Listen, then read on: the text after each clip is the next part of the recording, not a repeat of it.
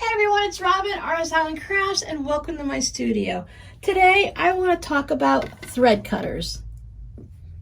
I have these two special tools, and the main purpose of these are to help you cut the threads in between your blocks when you're chain piecing. Now this one is designed by Sunflower Quilts Company, and I believe it came in a Fat Quarter Shop, one of their, I don't know if they do the quilty boxes, but one of their monthly boxes that you can sign up for, and they just send you a whole bunch of surprises. I received this one maybe about a year or so ago with a bunch of scraps from one of my viewers. This guy you guys might recognize. I've been talking about this in the last few live streams. This one came from the Gypsy Quilter, but it was designed by Purple Hobbies LLC. And of course, you could always go old school and just use a pair of scissors. And I just now realized that all of them are purple. Can you tell my favorite color? In the past, I've always used these or a big pair of scissors, but the problem with these, you can't snip them very fast, and sometimes by accident, you might clip your block if you're going too quick. Same thing with the little guys. Even though they're not the sharpest, I have cut into my block by accident. And this one from Sunflower Quilts, can you see that little bit of the blade inside? This is a really great idea if you're going to let your kids help you or your grandkids, because even with little fingers, you cannot get them in there. It's a really great safety feature.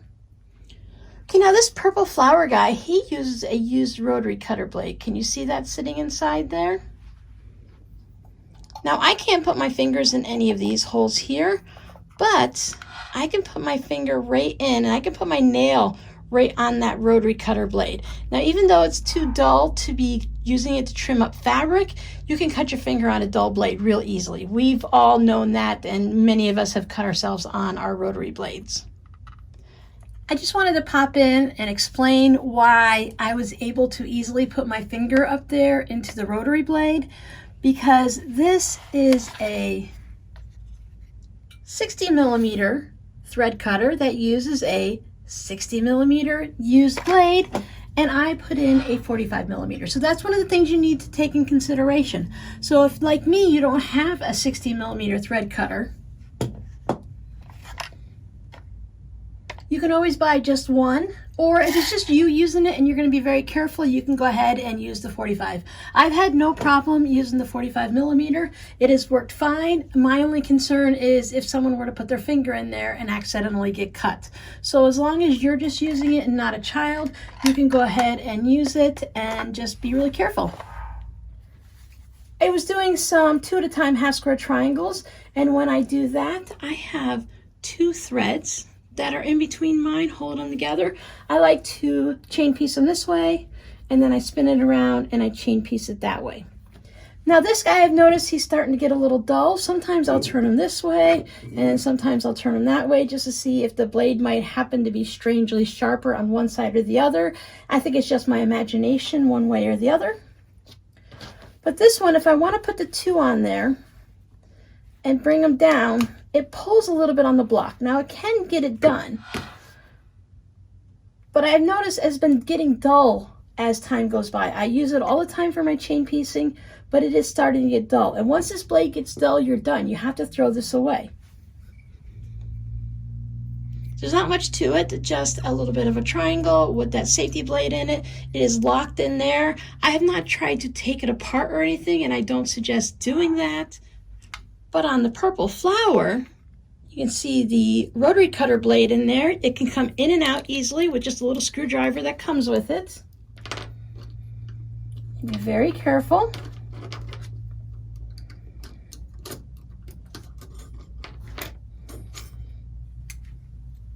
As you can see, it's just one of my old rotary cutter blades that I put in there.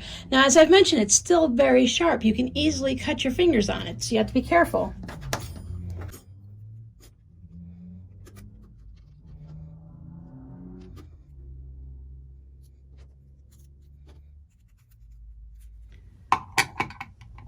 And then afterwards, you just put it down into your little slot here. Now, since this is all these different holes and different spots in the petal, if this happens to get a little dull, you can just take this out and rotate it and you have a new one. If you prefer to do it at an angle for whatever reason, you have the angles that are over here to do it, and then you can go down through the top.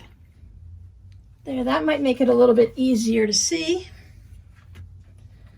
So then when I take my blocks that are chain piece, I just need to go through like this, and it cuts it super quick. There's no pulling on my blocks. I'm not stretching my stitches at all. And it's really quick and easy to go ahead and separate all of your blocks. If you're a chain piecer, you have your option of using scissors or one of these nice thread cutters. I really like this purple flower one because you can just change out the blade. It stays really sharp for a long time. It looks nice sitting on my table, and it just really goes through the thread super quick. Now this guy is really nice too, and he works great, but as I mentioned, when he starts to get dull, he's going to be done. So if you start to use maybe some metallic threads or something like that, you could get a little bit of a nick inside that blade, or they can get dulled from being used over and over again. So I think any of these cutters would be a great investment. So this guy is definitely my favorite because I like that I can use an old rotary cutter blade and give it a second life and let it still be useful, and it cuts through everything so quickly, and it looks good sitting on my table. So your scrappy word for this video is thread cutter.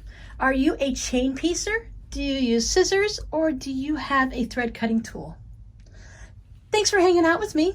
If you want to see more of my videos, click here or here. If you haven't subscribed yet, click on the little Fiona Flamingo, and I'll see you guys in the next video. Bye.